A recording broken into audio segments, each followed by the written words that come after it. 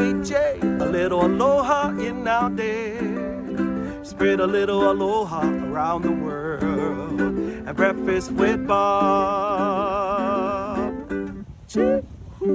Thank you, Poncho Man. Welcome back to Breakfast with Bob, our Not Quite Kona edition. My name is Bob Babbitt. We're brought to you by Master Spas. As fuels go longer, Hoka Let's Fly, DeBoer Wetsuits, Premium Plus Sports, and of course, our Challenged Athletes Foundation. We've now raised $178 million and sent out over 48,000 grants to challenge athletes in all 50 states, 73 countries, and more importantly, in 105 different sports. A guy who knows a little bit about a lot of sports, but especially running. He's a longtime coach. He's an author of a brand new book called Going the Distance, Strategies from the First Stride to the Finish Line, Amazon bestseller. Mr. Paul Greer joins us. Paul, how you doing, bud? Just great, Bob. Thank you so much. And I really appreciate you having me on this great show. And, we've shared a lot of years together in friendship and endurance sports. So what a joy it is for me this morning, opening up my day and being with you today. Well, Paul, it's mutual. What I love is funny. I was looking back and thinking about how many people that you have introduced to the great sport of running who have gone through the rock and roll training program, starting with the first ever rock and roll. Yeah. And, how many, do you have any idea how many people have gone through that program? Probably about 15,000 people. Because we're now in our 27th year. In fact, including COVID, yes, which would have been technically a year that we would not have been doing it. Right. We met. So, and we met especially all that year. Rock and roll did not happen that year. So we hosted our own little event, getting people ready for our own thing. But yeah, 27 years. So yeah, about 15,000. And, Bob, the thing is, as I get older, I realize I think we're called for two things in life. We're called to love and love fully. And then we're also called to serve. And that's taking our gifts, our talents, whatever's been bestowed on us, and then sharing those. And, I started out as a competitive runner. I know, sub-4-minute mile. And I went from there to sharing my gifts of coaching.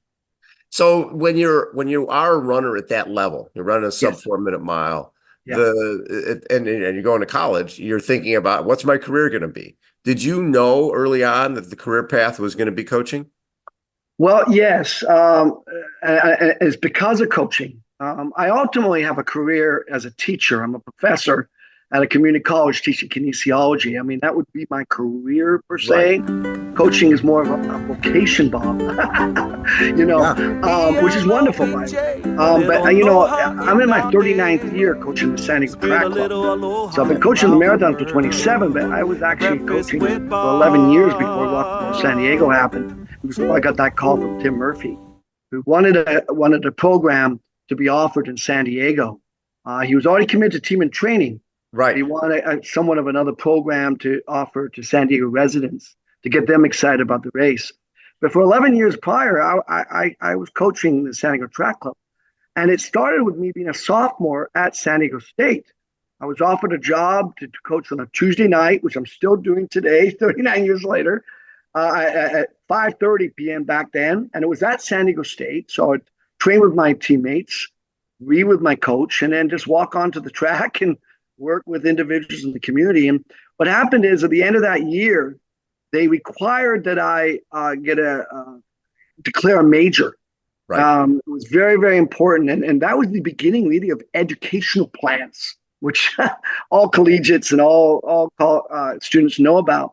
And so I went in, with that experience a little bit for 6 months of coaching adults. And I'm thinking, you know what?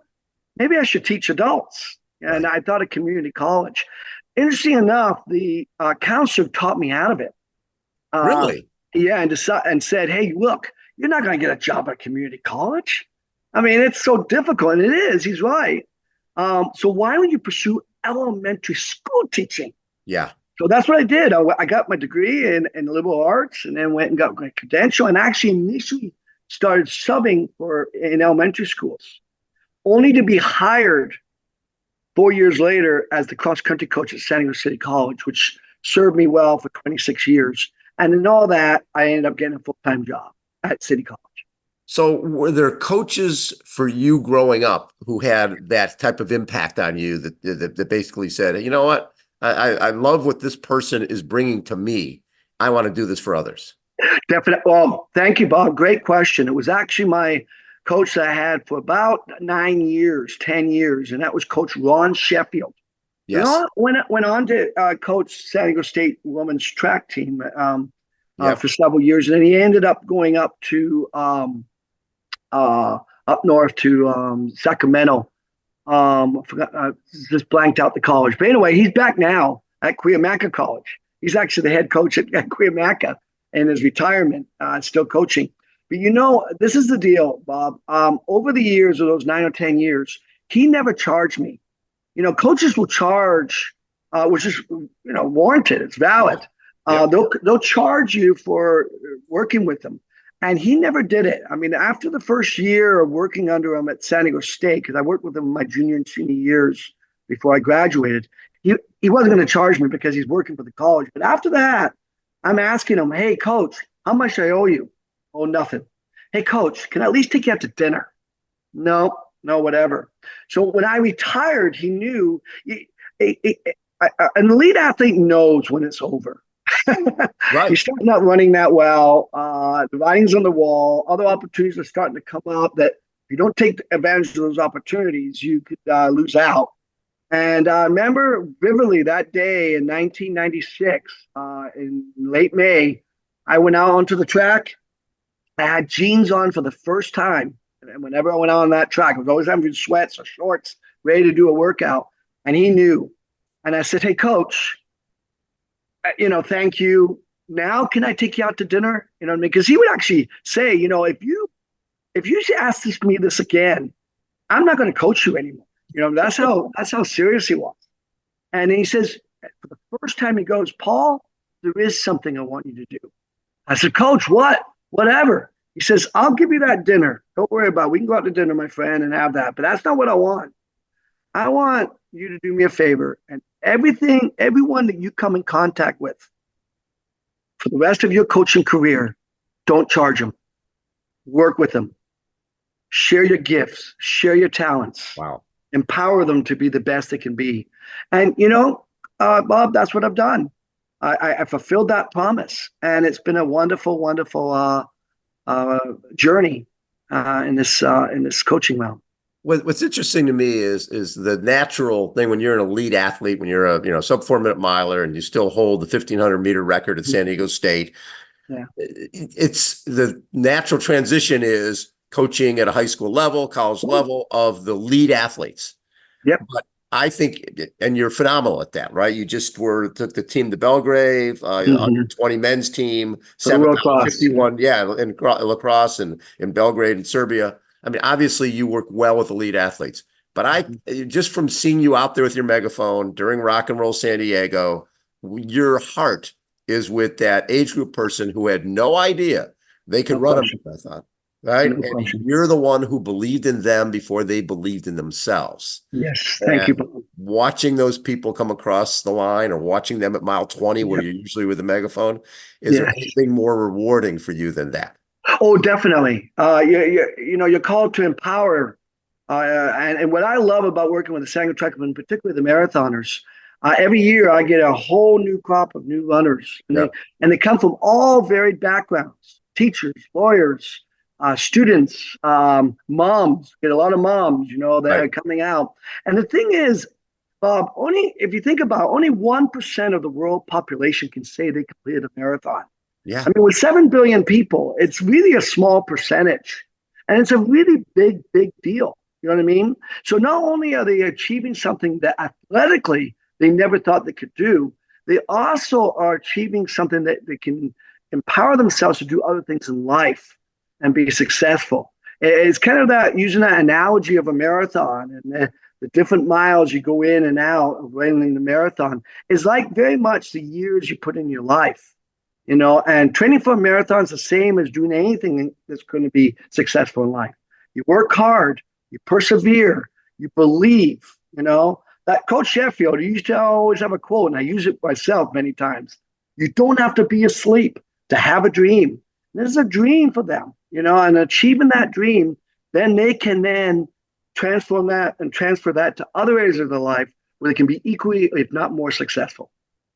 The other thing that has always impressed me with you is you're at heart a problem solver. Okay, you've got a lot of athletes who are trying to run times to qualify for certain things, but there's no track series, right? There's no events. That's So right. in 2010, you create the summer, a summer series, track and field series. And so people have a place, right? And it's like, this is also for everybody. If you're a challenged athlete, you're trying to run in the Paralympics and you need a place to set a standard, come out here, right? Yep. And people, there are very few track events where people have to travel if they live in San Diego to go find those. So I like the simplicity of, oh, you guys need to qualify? Let's create a track series. Exactly. Or back when we worked together on our originally the A6 Dirt Dog series. That's right. Had all these great small cross-country events in San Diego. Mm-hmm. And they all were drawing 50, 60, 70 people. That's and the concept was, people love running cross country. What if we create a series and people will get they'll get a tank top, which they're the leader of the Dirt Dog leader will come up with a cool logo. And that was in 2000. It's 24 years later, and that thing's still going strong. No, it's going really strong. And Bob, I don't know if you remember, but you and I were at Steve Scott's wedding with Joanne. That's right. And, oh my God. And we were sitting at the same table. And I was saying, and I was lamenting with you, Bob, saying, Bob, I need your help because you're such a connector and you got such a great mind as far as, taking a product and then making that product as good as it is. And I remember sharing that and lamenting with you that there wasn't any cross-country running opportunities. And we decided even at that table, at that wedding table, at Steve Scott's wedding, let's take the existing events. Let's look to see if there's a couple other event directors who can put on an event, and we have a series. And then you went to work and got that Dirt Dog logo, because logos and tying that to logos and message behind it, it's really been great. And look at all the thousands of people that have done that series over the last 24 years, thanks to the sponsors of ASICS or Roadrunner Sports these days, or United States Track and Field San Diego, which is our governing body of the sport. Yep. You're right. Those were all, I have a great pride in that. And I have great joy. I'll go out to announce these events. Yes. If it's not Summer Nights or the Dirt Dog. And I see these events, the Summer Nights Track and Field Series, where a little 3-year-old is running at 50 meters. You know what I mean? And the people just getting behind it. And then we're getting a lot of challenge athletes, which is wonderful. And the Paralympians are coming out because you're right. They don't get the opportunity to run around a track. And this gives them that opportunity. One of my favorite things you did at San Diego City College is you have a cross country team and a track, a cross country team. And a number of years ago, it was like, we've got this guy, Steve Brenick. He's 66 years old, but he's running fast, right? For his age. He's got a 39:48 PR for 10K and 18:58 5K when he was 61. Yeah. Why can't he run on our team? And that was really thinking outside the box, because back then everybody was recruiting young kids. Well, if this guy can run, why can't he run on our team? That's right. And and the thing is too, what people don't realize is how much of an inspiration he was, not just within our own team, but also in our conference as well as the entire Southern California region, because he did stand out because of his age. Yes. Because you're right. The about 99% of the athletes out there are right out of high school.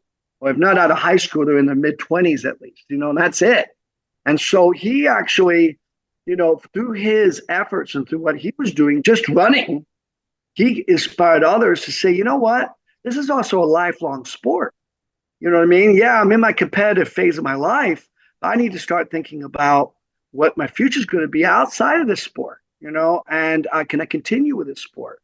And running is one of those great sports, wellness sports that you could do to get the great results from it. So he was a great inspiration for that. Well, and his story, because I remember writing up his story, and he was on Social Security Yep. $940 a month. He had a room in a really scary senior center He downtown, was. $500 a month. He Yep. used to live at the YMCA. He lost his car when he was 54 years old. He did. Really, he got in the running, really, as transportation when he was up in San Francisco. That's right. And the fact that you and Kevin McCary took him under Yep. your wing and had him when he came to San Diego and Yep. allowed him to not just participate, but he became part of the family. And when I went down to the place where he was living, I mean, Yes, most of these people, they're ready, they're waiting to die. they They're are. waiting to die. And Steve was where he lived, but Yep. when he went with you guys, he saw life. He And did. you guys gave him such a one, you gave him community that he didn't have because he was such a depressing environment that he lived in. And here he was with you guys where everybody's young and happy and having a great time and Yep. achieving. And it Yep. really, really impacted his life in a positive way. Yeah, and he was as tough competitor as you can get. I've worked with elite athletes that have, obviously they're very competitive and very focused, and he was as focused and competitive as they were. The only thing that was kind of with him was his age. That's the only. Yes. If he was 25, he would probably have been a national class runner because he was that good at his age group. 39 minutes at 65 years of age for a 10K. That's a very good time. That's one of the better times in the country back then. Yeah. So he was a fierce competitor as well. It's funny. I wrote a little story on him that still to this day is one of my favorite things that I ever wrote. And I was just reading through it again last night. And it's, when he's at home, the night is a time when he is alone in that bare room. And the times he would do his best to ignore the sadness and depression that envelops him on all sides. And during the day, he's a hard charging knight. Scratch that. An ass kicking, hard charging San Diego City College knight. You guys transformed that man's life. And for that, it was, to me, that was an amazing story. And a part, when you think about the depression that was his life, That's right. of somebody who grew up without a family, was on his own from 16 years old on. He was. Yep. You guys, the impact was amazing. Yeah. And he made an impact to his environment as well down in downtown. As much as the others were not maybe as motivated to stay fit or to stay healthy for that matter, he made an impact on them for them to try to do at least what they were doing, what they could do to be better as individuals. He empowered others through his example. St. Francis calls it preach the gospel, but when necessary, use words. It was by example that he inspired others to do better. And that was by what he did. So let's talk about the book, Going the Distance, Strategies from the First Stride to the Finish Line. As somebody who has worked with athletes from all walks of life, from a Steve Brenick to people doing their first 5K, 10K, their first run on the track, who is the book designed for? Who are you trying to reach? It's actually designed for all levels. My elite runners at the World Cross Country Championships a couple of them had heard about the book, because they looked into me as coach, right? And to see that I have a book, and actually one of the athletes actually bought the book on Amazon. I would have furnished him a copy if I knew he wanted one. But Going the Distance is a guide to transforming how you think about your training, and it equips you with the knowledge to elevate your running to the next level, and it really does help you in achieving your fullest potential. And so, not just the elite athletes, but also caters to runners of all ages and all abilities.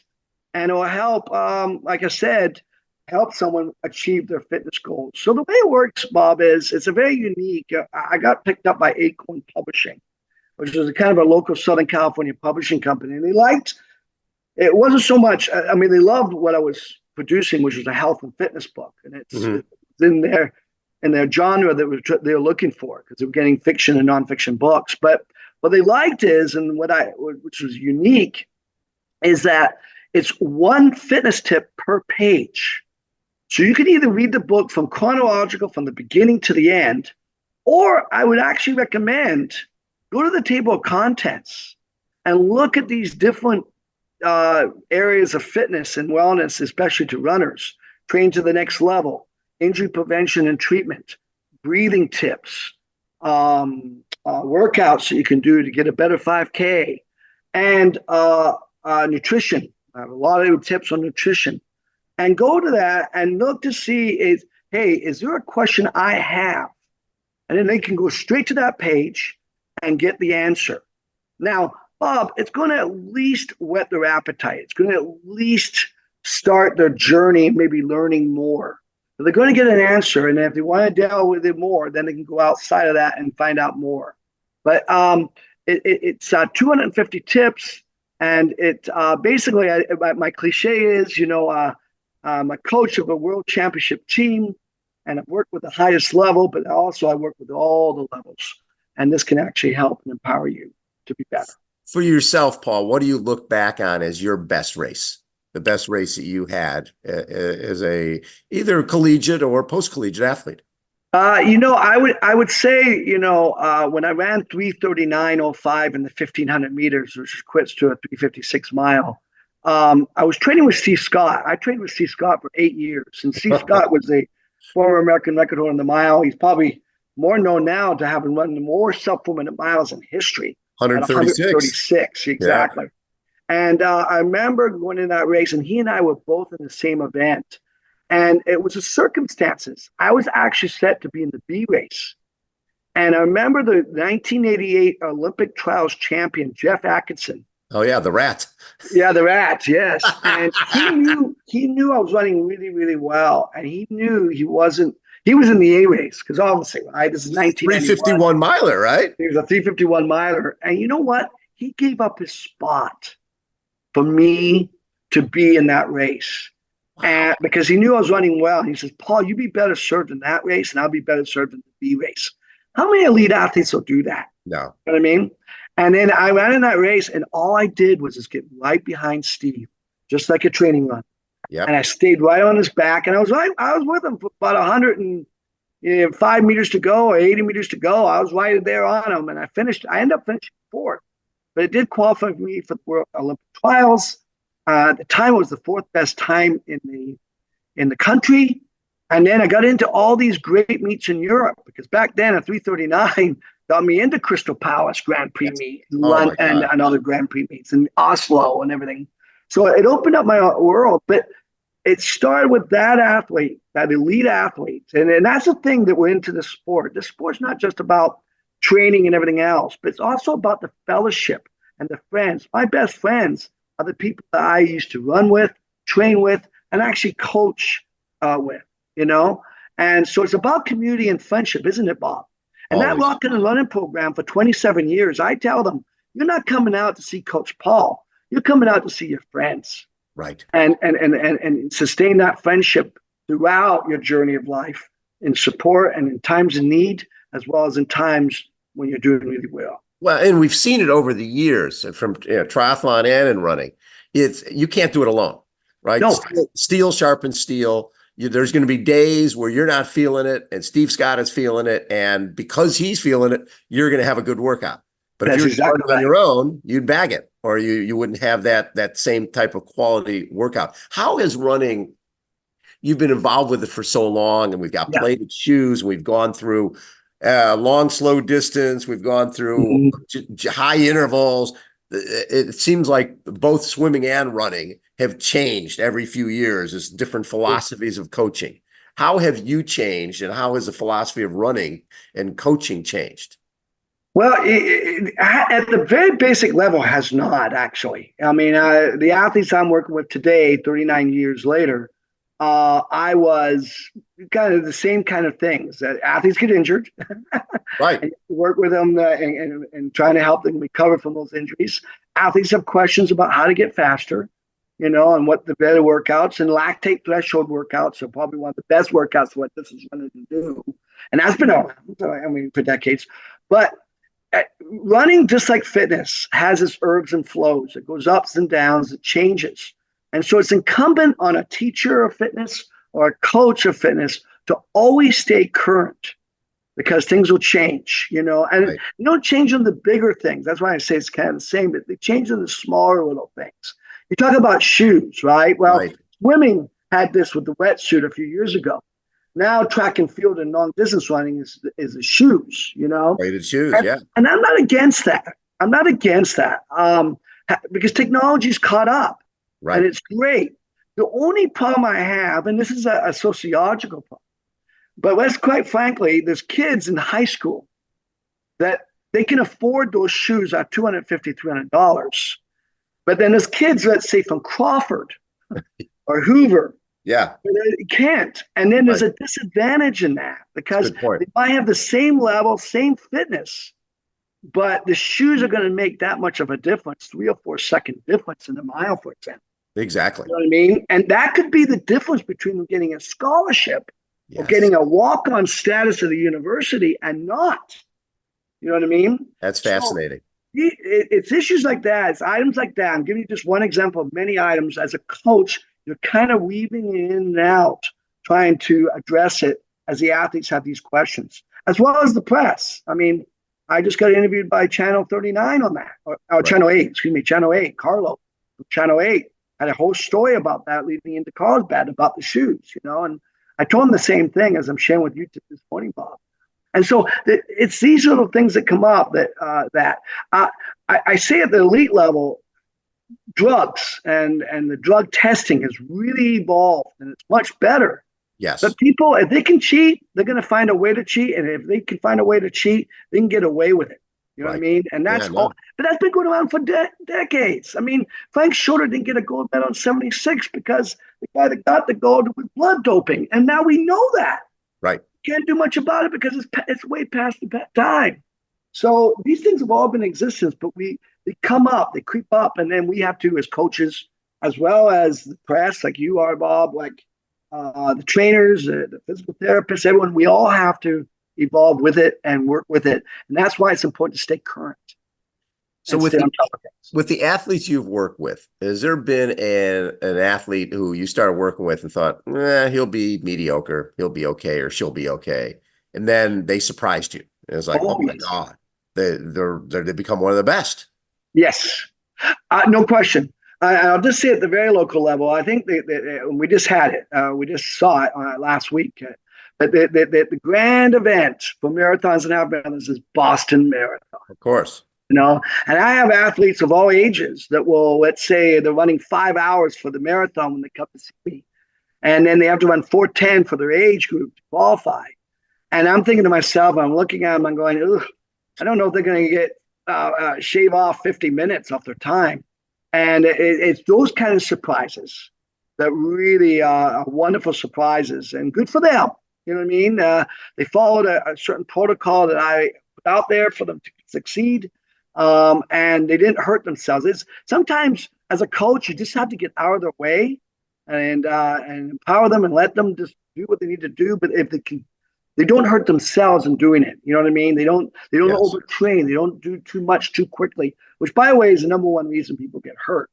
You know, it's not necessarily equipment, although equipment can hurt them. It's just that they do too much too quickly. They think the more they do, the better they're going to be, and that's definitely a misconception. You know what I mean? I was a 60-mile-a-week guy, and I broke 4.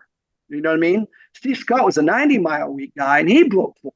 You know what I mean? We both got onto 4 in our own way, but we also knew what was good and what's not. Sebastian Coe, who's he oversees world athletics. Yeah. He's a 2-time gold medalist. Yeah. He used to say as an athlete that when you work with athletes or when you are an athlete, you may be perhaps better to work on your strengths because your strengths are your strengths.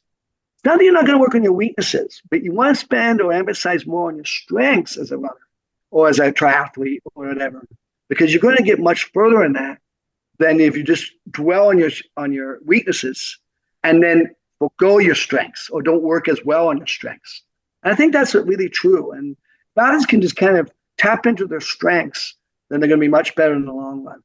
I remember one of my favorite coaches, Coach Bob Larson, told me once, I said, how do you define success as a coach? He said, if my athletes are still running 10 years after I was working with them, then I was successful. Because some coaches, if they're in high school or college and they get a stud or a studette who's dominant, they'll put them in everything, right? They'll try to get as much as they can out of that person. They're trying to get another job. Yep. And then that athlete is toast. So It is. it's understanding that it's the long haul and having your runners be successful long after that they're working with you.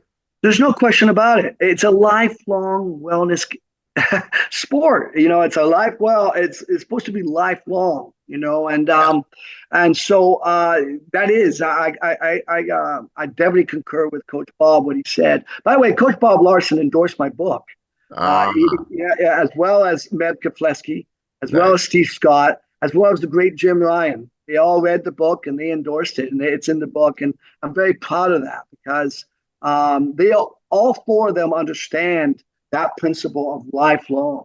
This activity is lifelong.